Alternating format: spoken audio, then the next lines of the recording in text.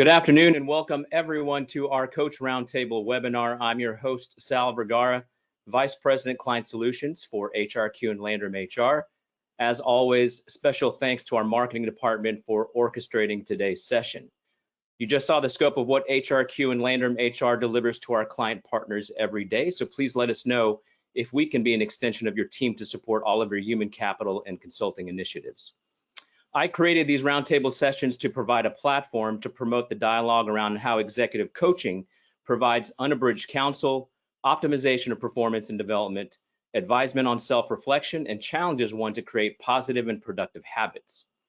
Today, organizations across the country are leveraging executive coaching not only to elevate the skills and self-awareness of their employees, but to help shape their overall business strategy.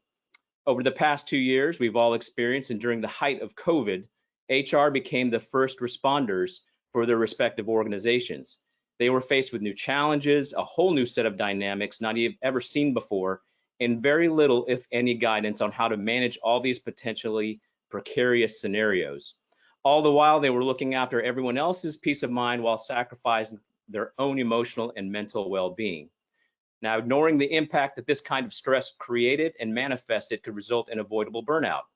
The problems that are caused by this pressure can cascade into problems in every facet of your organization.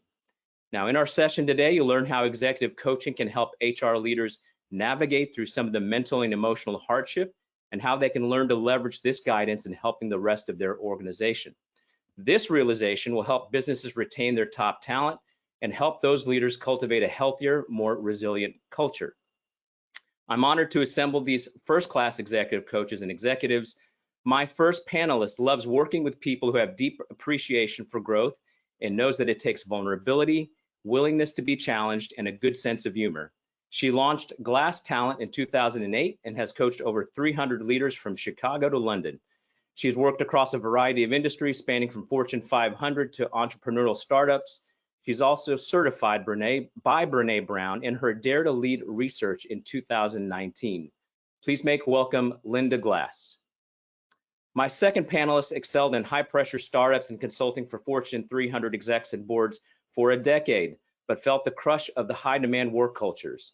Now she uses all she learned to partner with leaders and teams across the country to prevent burnout and establish human-centric, healthy, high-performance workplaces. She brings a Bachelor of Arts from Cornell University, 2 coaching certifications, and coach and leadership training from the Coactive Training Institute. Please make welcome Caitlin Corse. Last but certainly not least, our final panelist is the owner of a 2022 Workplace Wellness Hot List company and named a top 100 HR professional of 2020. She left her 20-year HR career following recovery from her own burnout and rebooted her consulting practice, Verdant Consulting. Now, Verdant Consulting focuses on implementing the latest scientific resiliency, burnout prevention, and psychological safety research to help people, teams, and organizations learn practical, simple skills that'll help them flourish. She's also co-founder of the Kite HR Wellbeing app for HR professionals and shares of-the-moment discoveries on all these topics via the Be Verdant podcast, of which I was a guest host. Please make welcome Dr. Alessandria Polizzi, or as we call her, Dr. Al, who, by the way, is joining us from the Netherlands. So thank you very much for coming to us this evening. As with all my roundtables, we're going to start off with a poll question to provide some context to where you are as an audience as it relates to being coached. So the question is, you'll see on screen here, in the past 2 years, during and post-COVID, have you sought out executive coaching? So if you could please select one. Yes, I felt it was needed during this challenging period. No, I didn't think it was necessary, or I don't think it's ever been mentioned or discussed. So please take a look at that question. We're gonna consolidate the responses here shortly. As we're tallying the responses, remember, if you have any questions or comments, please send those into us via the questions pane. I encourage you to connect with all of us via LinkedIn.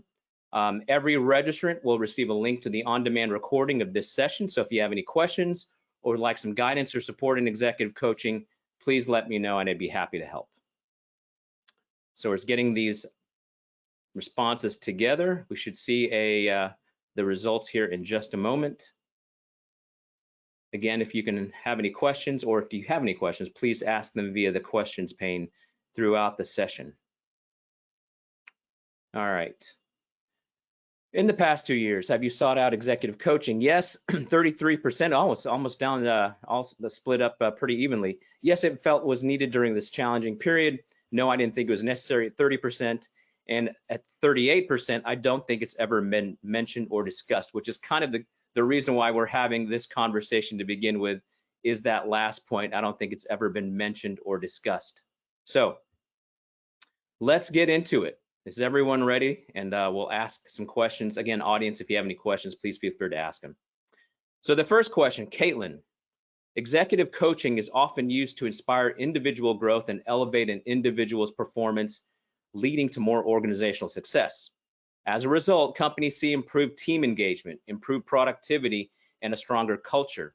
In general, how do you see executive coaching influence the way people lead, manage, and handle challenging experiences? Thank you for that question. There are so many things to say on the way that it positively influences the way people lead, manage, and handle challenging experiences. I think the most important one is really simple. It's a space for people to be human. And I think that's a real challenge for people in human resources who are used to being the ones supporting the humans. And there's often not a lot left for you. And so I think first and foremost, the value executive coaching offers is a space to just bring all of you and create space for emotions and mental health. A lot of the conversations I've had over the past 2 years with clients is very much focused on handling a lot of the sadness and grief and frustration coming out of the pandemic challenges. These are brilliant people who are very good at their jobs. They actually, the way it influences the way people are handling challenging experiences is that it's giving them space to deal with the emotions and the thoughts that they don't get to deal with on a day-to-day basis in their regular working life. And I think that the other piece of how it influences leadership is that it inevitably has a trickle-down effect for the professionals and leaders who are being coached.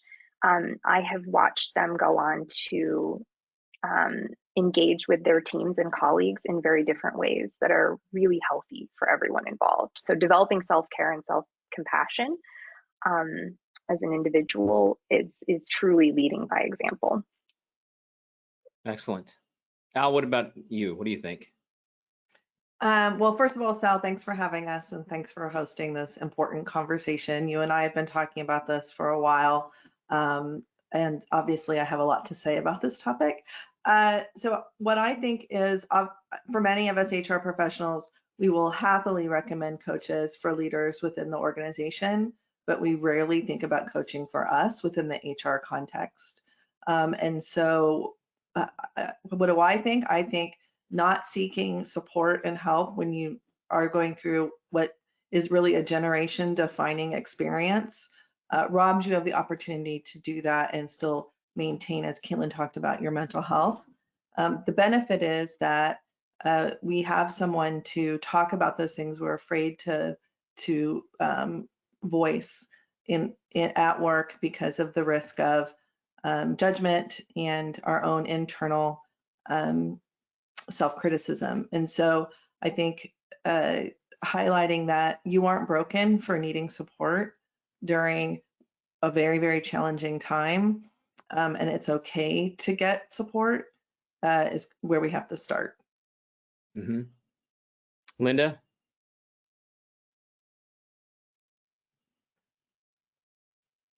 I'm off mute.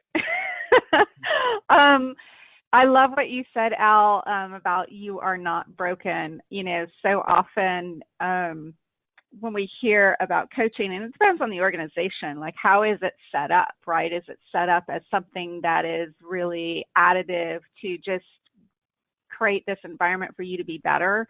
And really the only agenda is about you just becoming an even better version of yourself versus it being something broken that you need coaching. And what's interesting that I want to tap into is that I have been in organizations, either inside or worked with organizations, where the HR folks are talking all about how positive coaching is, and it's all about positive development and growth. But if somebody in HR is getting coaching, there's probably an issue with that person. So it's this, like, it's really interesting sort of, so I think that naturally creates this interesting situation where folks in HR is like, I don't even want to ask for it, or maybe I might not step up for it.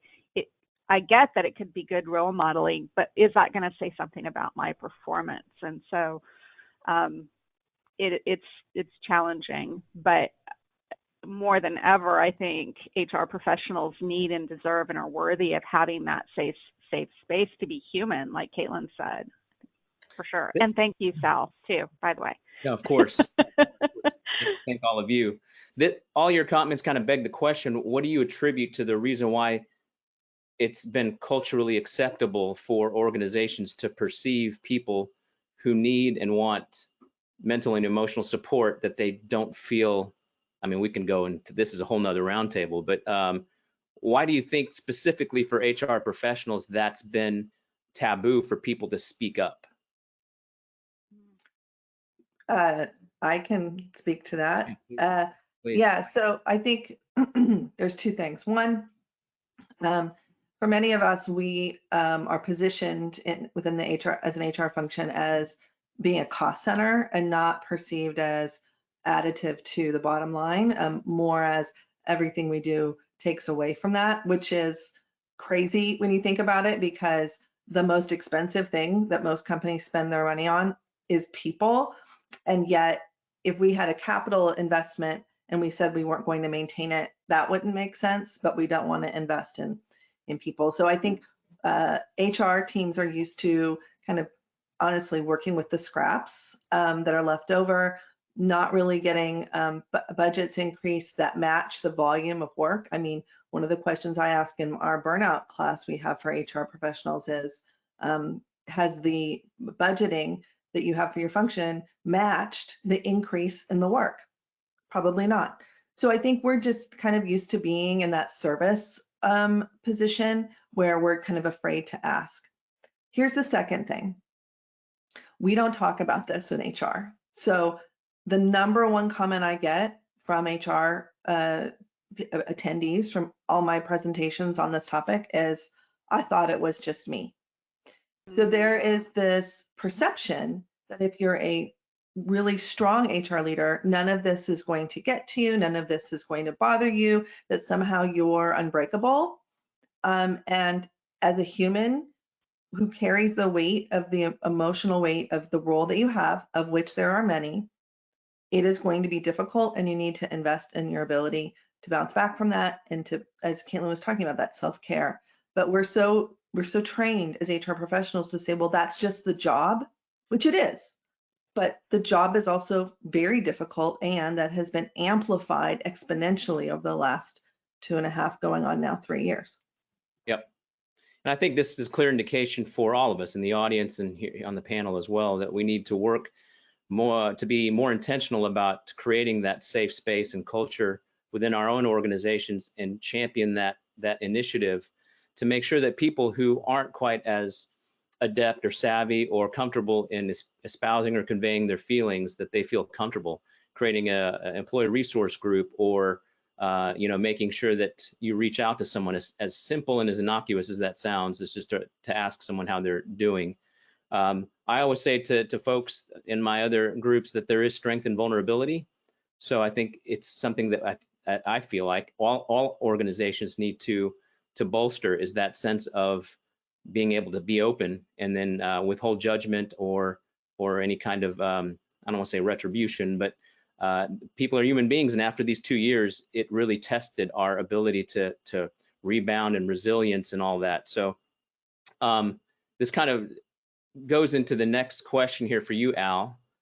During the height of our tumultuous time during COVID, and for a lot of folks, this was really tough. For some, it really didn't affect, which was great for them. But I think for most folks, it was a tumultuous time. What were some of the most pervasive challenges that folks in HR were experiencing? And this is kind of cliche. We've heard it and talked about it all before, but what are some things that you have personally seen? Yeah, so I was chief people officer for the fourth largest veterinary hospital company at the height of COVID and essential workers, right? So I think, and I'm going to call out that I don't think we should use past tense yet, because I think what we've experienced, I was having flashbacks from right after Roe v. Wade was overturned, because here we go again, something we completely did not think that was ever going to happen. Doesn't matter where you fall on the political spectrum, but HR is at the front. We have to figure it out. We have to navigate through something that's completely unknown. So to answer your question, Sal, that's the biggest challenge, was diving into the deep end with, through the fog into we don't know where we're going to land, having to be the person who has the answers, can figure out the answers in a very, as they call it in the military, VUCA environment, volatile, uncertain, chaotic, and ambiguous. We were there, and we were experiencing the same things as our employees and teams that were needing our support. So, I jokingly say we're like the Ginger Rogers quote. We do the same moves as Frank Sinatra, but backwards and in heels. Fred Astaire, got it wrong. Fred Astaire, but backwards and in heels. So I think having to take care of others while we still needed it, and then navigating through in a VUCA environment, those two things put us in the hot seat and put a weight on us as a function. Yes. Caitlin, as you talk to your HR friends and colleagues, what have you seen? What have they've intimated to you were some of the challenges?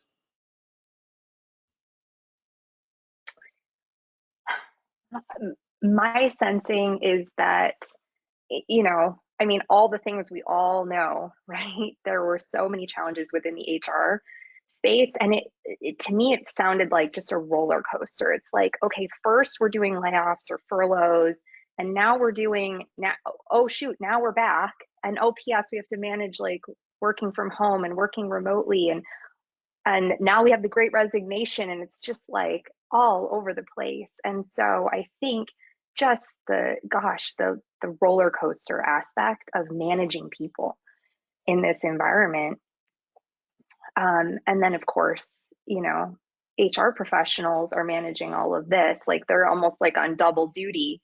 And my sensing from the HR professionals I regularly speak with is they're trying so hard to just hold it together and not need any resources for themselves. Like they are the last, right? Like the last. It's almost like the cobbler's son has no shoes, sadly. And so I think that's been just a really big challenge, is trying to manage that VUCA and roller coastery external environment while also like having inner resources just diminishing. Yes, indeed. Linda, what about you? Agree with everything that's being said. And I would say I also see variance in organizations based on the already established culture and relationship with HR. You have some organizations who looked at this as a business problem, and how do I partner with HR? How do I partner with finance? Like, how do I partner with everybody, bring all the experts to the table so that we can burden this together? That's not saying it still wasn't heavier weighted on the people that had to actually deliver that strategy once developed, but there's a different partnership there and a different weight versus businesses who said, okay, this is an HR problem. HR, go fix it, right? And that's where the pressure was extraordinary, because in a way, and I'll say this as a former HR professional, is like, that's part of why we're drawn to the business, is like, oh, I can solve this. Like, I have the ability to really solve this problem that's really important to humans. And so we're eager to take it on in many ways, but we can it's like bellying up to the, as I say, all you can eat opportunity bar. Like with that, we get indigestion, and it's hard to set boundaries or talk about who's going to do what when the environment or the culture isn't there to support it and doesn't have HR in a business partnership model. Yep. And this kind of underscores the work that we do, the four of us, as well as the folks in the audience, of trying to position HR as, like you said, Al, as more strategic part of the overarching strategy of a company. I still have meetings and lunches with folks that have either moved on or been laid off because HR has been moved under legal or finance, which is a clear indication of the lack of, I'll say it, lack of respect for that function. And so I think our work is still a lot of opportunity for us to improve, if anything else. You know, by and large, Linda, since we're on the kind of the topic here, by and large, do you think HR professionals are or were amenable to being coached? Now, the poll question obviously was pretty much even, where either yes, no, or didn't even think about it. Why do you think, either way, why do you think HR professionals are or were amenable or not amenable to coaching? I mean, I think it clearly goes back to some of the things that we were just talking about. I think if I just stood back as a human that has human needs, you know, I know that I'd be open to support. I mean, you wouldn't, it's just so funny, right? You wouldn't have a doctor or, you know, somebody who was trained to be a surgeon say, you know what, I really need this surgery, but, you know, I don't want to pay for it. I'm going to have somebody else, or the organization thinks I should be able to do it for myself because I'm trained in it. Right? So it's weird that we would say, okay, you have all this expertise, so just do it for yourself. It doesn't work, right? So I think part of it is getting past that of like, just because you're trained in this expertise doesn't mean that you aren't worthy as a human. I'll keep going back to what Kayla said, of having support or having a trusted colleague or advisor or coach to talk to. So I think part of it is getting out of our own way, and then not asking for it, but saying, this is what I'm doing, right? Pushing for it. And I know that's easier said than done, right? As Al said, like with budgets, right? I mean, budgets are what, like, do I serve my people or myself? So that's hard. I would say anyone that I have engaged with in HR is like, they get it, and they're so sadly so like grateful. Like, it shouldn't be that way. So grateful that they get coaching, right? And have been highly engaged and open in the process. And you know, they say it's lonely at the top with leaders. Try being an HR leader. So, you know, once in the process, I have always found HR professionals to be amazingly open and highly engaged and get a high return from coaching. Yeah. Al, being in HR, not only just for you, now you've got a slightly different perspective because you do coach. Why do you feel like your colleagues were or were not amenable to being coached or even thought about it? Well, I think because for many it feels like a failure that we don't, one, like I said at the top of the conversation, we don't feel comfortable asking for what we need because we're afraid of being told no. And it not being, you know, and then what does that mean for me? Like, I have to do a lot from there, right? I have to kind of sit with that.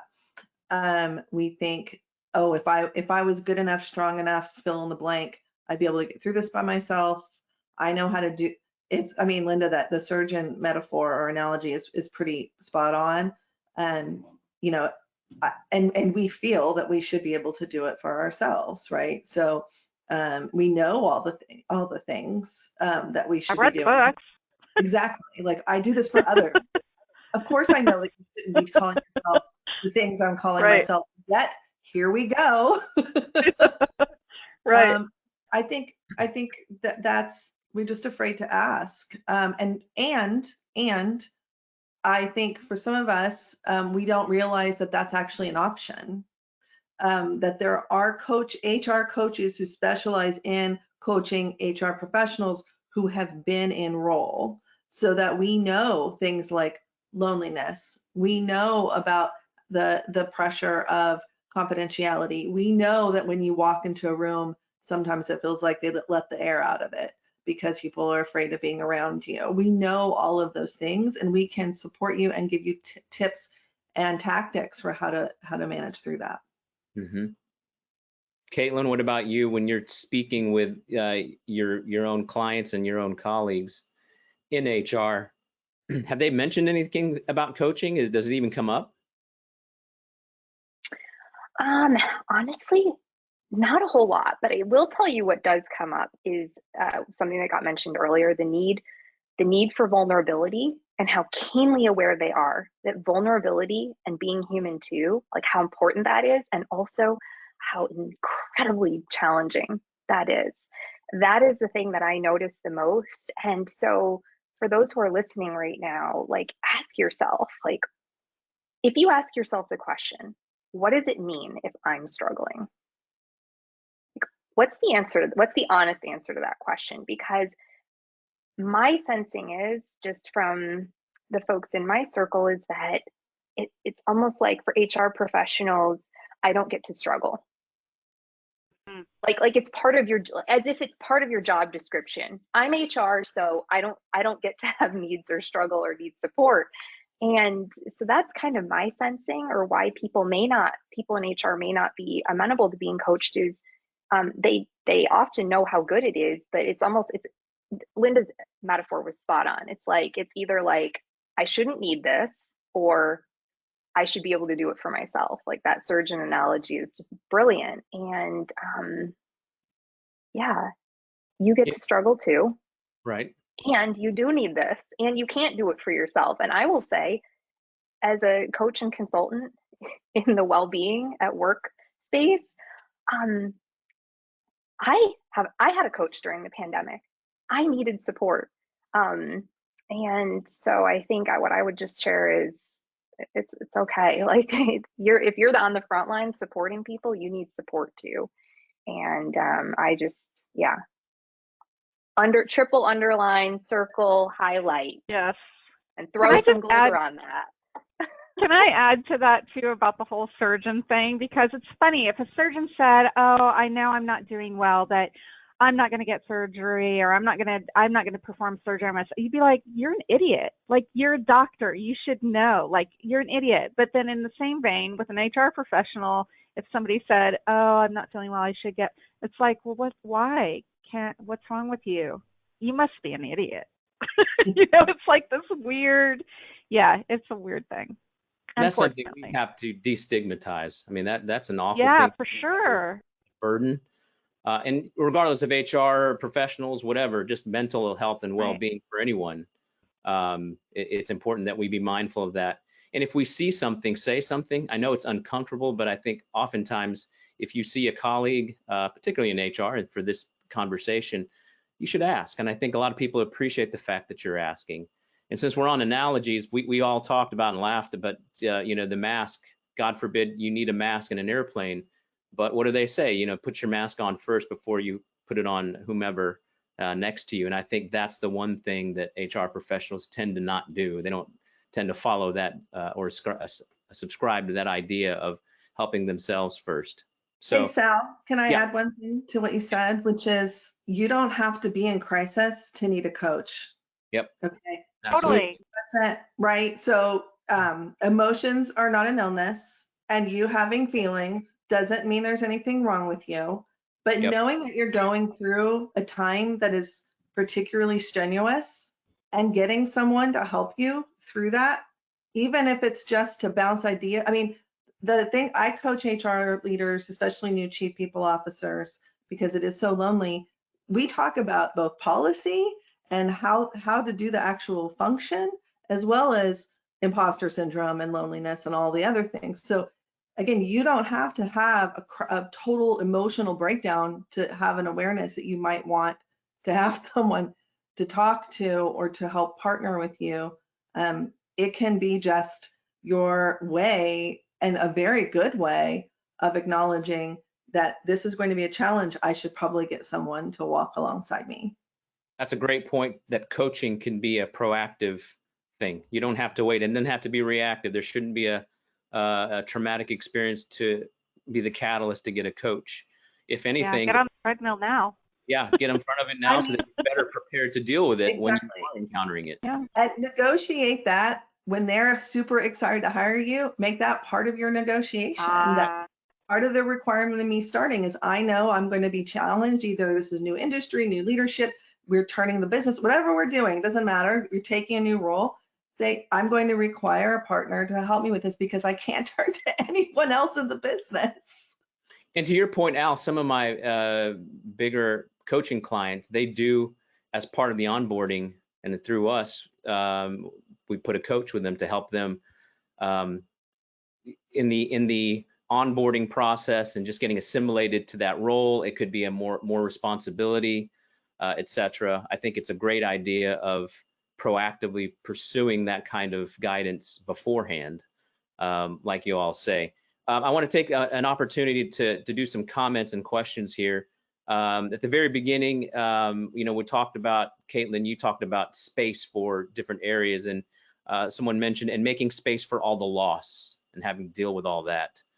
And another was not a question, just a powerful statement. The struggle is real. And I think hopefully within this audience that you see that there are many of us who've all experienced trauma. You can call it trauma, challenges, obstacles, whatever you want. But during the past 2 years, the struggle was real. So that's a very good point. And then a great question. What is SHRM, Coupa-HR, et cetera, saying about this topic? What are associations within HR? Are they even addressing it? And if not, why not? That's kind of an open question. So Well, so SHRM came out with a commitment to mental health campaign.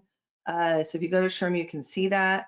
I think I haven't actually seen that to be specific to the needs of HR teams. But I know Johnny, the head of SHRM, speaks about mental health in the workplace a lot. And so I think this is becoming more commonly addressed. However, what I would love to see is having this included in our certifications. Yeah.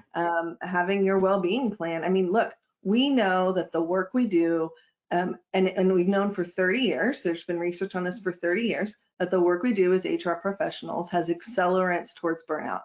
Things like handling toxins and the emotional toxins in the business, the loneliness we talked about, imposter syndrome is pretty prevalent with everyone. The confidentiality, it goes on. And so we've known that burnout, since 1992, there's an article out this from 1992 that this is an issue. So why don't we have a proactive plan to address it? Yeah, it's brilliant. Brilliant. Another question here. EAP usage has increased over the past few years, regardless of what the EAP use is for. So I think that's evident here in the past couple of years. So Linda, question for you. We all know that coaching can significantly improve one's self-awareness, like recognizing blind spots that we never thought we had. How can coaching positively impact the way HR professionals manage their own emotional stress and pressure that they otherwise would shield from their colleagues?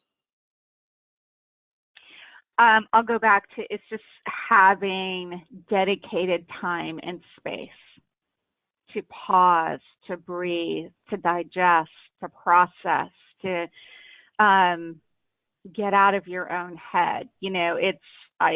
Everybody has that 3 a.m. conversation with yourself, where everything is like a disaster and it's so horrible. And then you wake up and you're like, why was I so stressed out, right? But it's those being able to have a release and have that space is I think so critical. And it is creating that pause button. I think whether you're in HR or not, it's creating that pause button to bring awareness to the forefront of what is serving me and what isn't. How do I intentionally want to show up?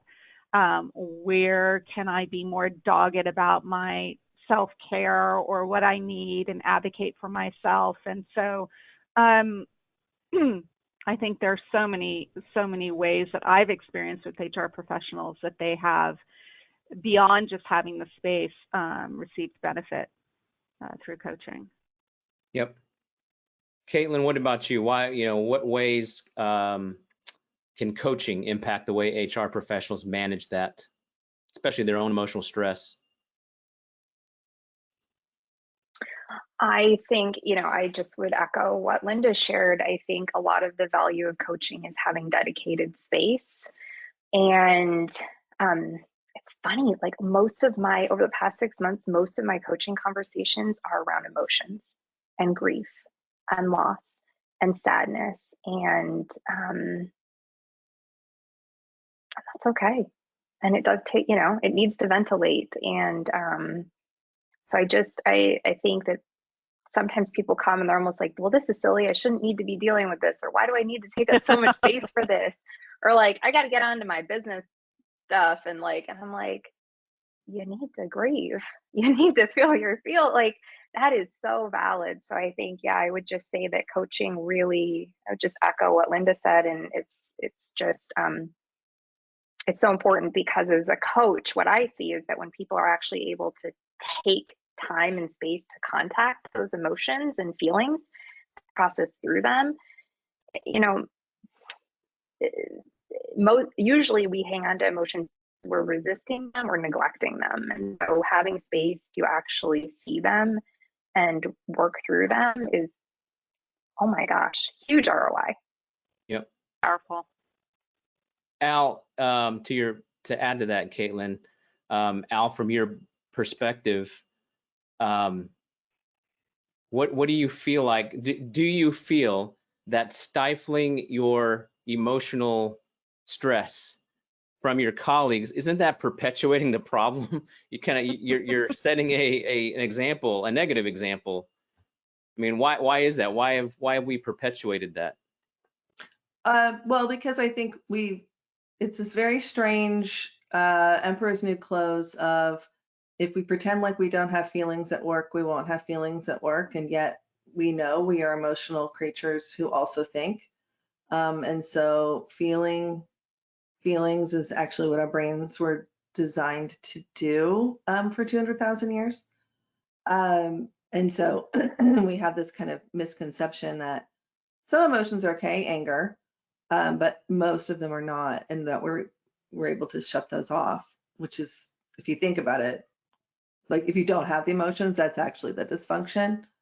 But I would say to coaching, having an outside perspective can give us so much value in seeing things within the broader context of, how important is this thing in this moment versus, later, how is what I'm doing not unique? How is this? So having that outside perspective of a coach that you can trust and be completely open and vulnerable to enables you to get out of the things that can hold you back when you do have the seat at the table.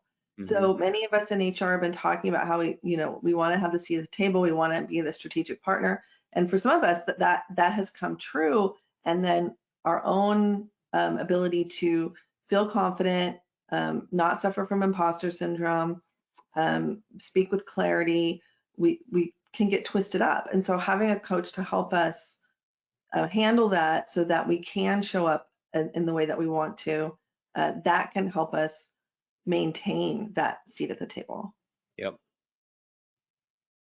A question just came in here, ladies, and we were talking about this before the camera turned on, if you remember. So it's a great question from an audience member. What about the fact that women are the prevailing gender in HR, and women don't ask for what they want and need as easily as men do? How do the expert coaches see this factoring in? Who wants to take that one? I mean, I'll take it, me. So I think, one of the things we have to be careful of in HR is something called compassion fatigue.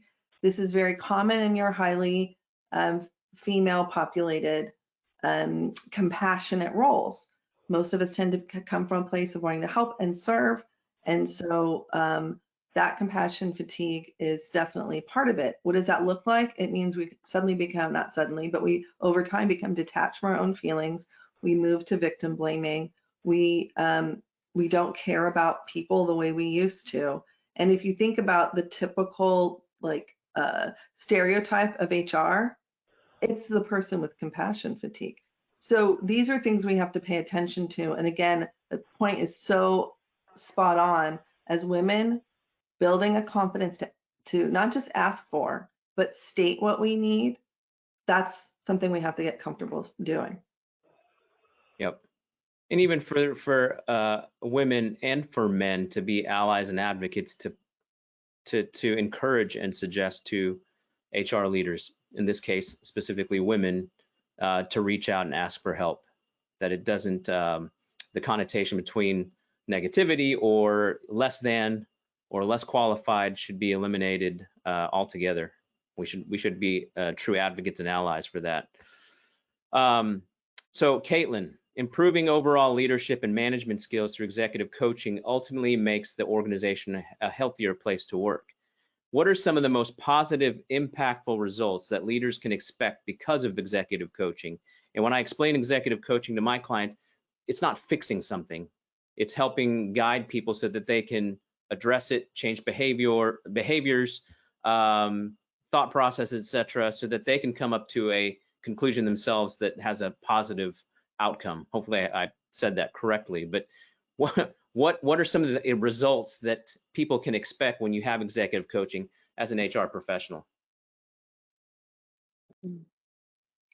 Well, I want to segue from what Al was sharing a minute ago about compassion fatigue. And I think particularly in the HR space, one of the major benefits of executive coaching is the development of self-compassion.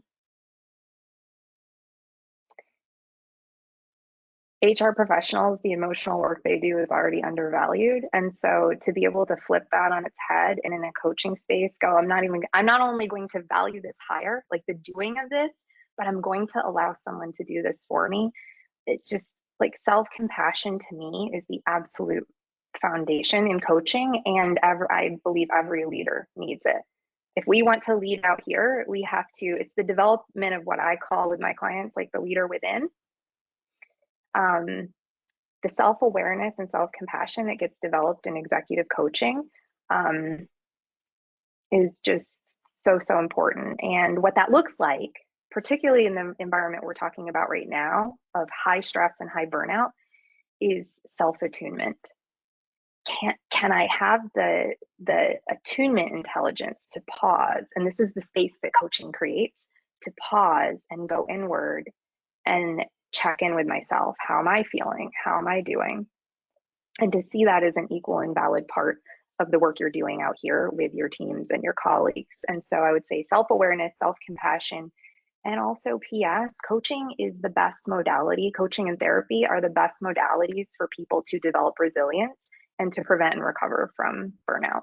So if you want to get really good ROI, coaching is a great way to do it. And to Al's point earlier, sooner is better, but other than sooner, now is the next best time. So those are some of the things I would share. And PS, like also coaches they have your best interest at heart. They're not a stakeholder in the business. Yep. So you're going to get really objective. You're going to have an objective sounding board. I think that's a huge part of the value and the impact of it. Just frees you up as the person being coached to get maximum value. Yes. And to underscore your points, Caitlin, the very first webinar that we did for Coach Roundtable isn't an investment or a cost. That kind of underscores that this coaching is an investment. The ROI you get from it is pretty astounding. I want to be mindful of time. So one question that just popped in my head. So I'll preface by saying I didn't prepare the three of you all for this, but as organizations are challenged with changing this mindset, and for the audience members who are struggling with it, if you're a member or an employee, an HR professional in an organization, and you're trying to be a trailblazer in getting coaching to be, more proactive, much more part of the overarching strategy, what can that person do or say to help break the ice and kind of start the momentum going in conversation? We had a lot of comments about it, but what can you give 2 or 3 steps of kind of starting, like you're starting an ERG, but in this case, it's more so for coaching for HR professionals. What are some common steps, some good basic tenets that they could take away from this conversation? Linda, let's start with you. Yeah, I mean, it's interesting. My HR background is always, I didn't start in HR. I started in marketing, and I had the privilege of moving into HR, an HR function that was really commercially minded and really considered themselves part of the business. So I think part of it is, it's like any sort of business development, or dare I say sales, you're trying to influence, right? And so think about the people with whom you're speaking, and when you're talking about the ROI, how is this a benefit not just to you, but to the business, right? Where have you seen others do it in a way that has been really positive return for the organization? I always talk about bringing forward, if it's appropriate, data to prove the duh, right? There's a lot of data out there that really talks about it. I think the good news is that we do have so many more conversations happening in a very sort of public way that people are embracing, whether it be Brene talking about vulnerability, or any of these other leaders, that has perked the ears of the other business leaders, that there's a segue there, right? But I think being commercially minded, thinking about the business, and talking about the benefits. Yeah, I'd be curious from Caitlin and Al what you guys think. Al, what do you think? And we'll get with Caitlin. Well, here's a data point you can use. LinkedIn just recently published the functions with the highest turnover. There you go. Has the highest turnover. Yeah. So if we want to have, do you want an HR team? Put a number to it. Yeah, put a number to it, right? Imagine a world in which your entire HR team leaves. I mean, I think you can quantify that, and then stop and listen, because you may be working in an environment where nothing you say is going to penetrate. And one thing that I really want to encourage my HR friends to do is to pay attention, because that does not reflect on your value as a human. So if you're in an organization, you make the business case, you make it as well as you are able, and the answer is still no, that doesn't mean you failed. That means that you're not in an organization that is willing to meet you where you are. And so do with that what you will. But I think for many of us, again, we as HR professionals, we tend to blame ourselves. If I was only fill in the blank, this would have been approved. You can't control what other people think. You can give them the opportunity to understand that need, but the data is pretty clear. Yep. Caitlin?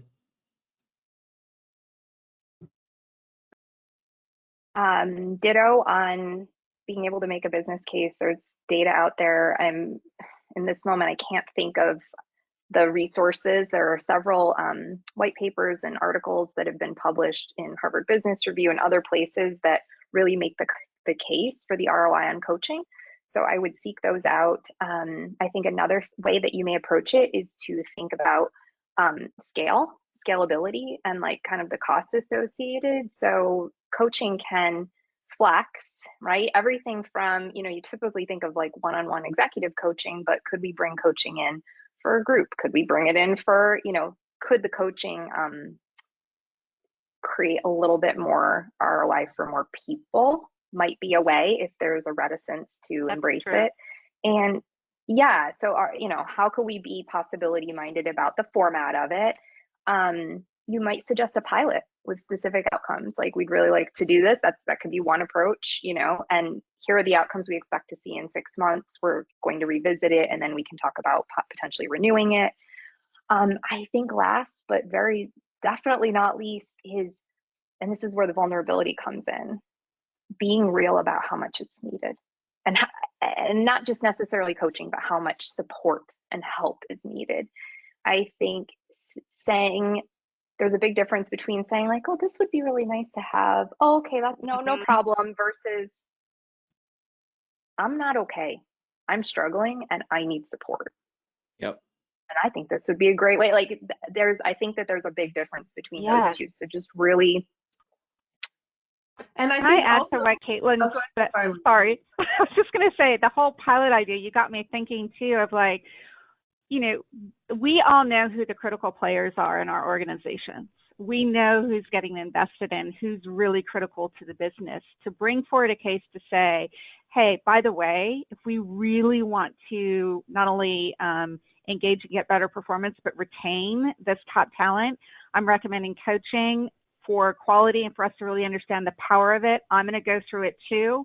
We're going to do this, you know, we're going to do this together, so that it's a bit of a piggyback to say it's somewhat self-serving, quality control, which you want anyway, right?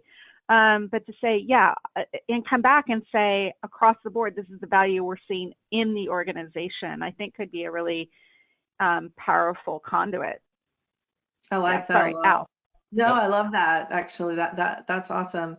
The other thing is to bake it into your project plan. So let's say we have a big merger coming up, or we have a big, just anything coming up is going to need HR. So that's pretty relatively easy. So then Yeah. so this is a challenge because of X. Let's say it's new. I mean, honestly, what's coming up in November or, you know, in the fall when the Supreme Court goes back into session, we have a lot ahead of us when it comes to changes in a policy and the expectation of employees for us to take a stand on things that historically we've never taken a stand on. These are things we need to be prepared for. And so we want to equip the team with the skills they need so that we can continue to navigate what seems to be an ongoing challenge, and you know, speak about it in that way relative to a business outcome. And all of you, the last three responses, Karen in the audience, you made a good point. All of this is great, but I feel like you're preaching to the choir, which, Yeah. I mean, we're all very empathetic about what's being said. And so the question was, what is the next one step that HR leaders should take this afternoon? And I think Caitlin, Linda, and Al kind of before preemptively answered those questions. For me, if you are in the audience looking for a coach, just take the jump. Reach out to me. We'll have a conversation about what needs in coaching. Also, I would, if you're in your organization in HR, canvass your other colleagues and get a temperature check of where they are from a mental and emotional standpoint, and leverage this conversation in this webinar as it's open out there. It's a known fact that this has impacted several thousands, if not millions of people, and it's okay to talk about it. So I know it's cliche to say, but just take that first step and just do it. But I would canvass your organization, see what kind of, like Al and Caitlin and Linda said, get executive buy-in for that. And I think that going through the coaching process and doing it with them, I think lead by example is always a great thing. Especially with coaching though, because I think everyone will learn. And then that's something that you can convey and espouse to the rest of the organization as you go through it. Hey, Sal, just Yes. one more real quick. If I say one thing, the first person you have to convince that this is a requirement for you is you. Yes. So this is not them doing you a favor. This is not, it would be nice to have. This is critical to your success in your role. And so that's the mindset shift. That has to be step one. Yep. It's not punitive. It's not to fix something. It's to help kind of broaden and amplify the need to take care of yourself first. Put that mask on before everybody else. Linda, I was going to say, Sal, isn't that something too that you can help people with? It's like before you go to do the ask, have a conversation with Sal or Al or any of us to say, okay, I want to position this. Can you help me explore how I can get this sold through in my organization? I would say, you know, I have a lot of conversations like that. We're all adept at trying to convince people that coaching is something that's important, not just from an investment perspective, but just for the person in general. So we're coming up here to a close. Is there anything that each one of you are working on that you want to share with the audience? Again, audience members, I encourage you guys to reach out to us via LinkedIn if you're not already connected. I'll go very quickly. Caitlin, could be personal, business, anything. What's fun going on?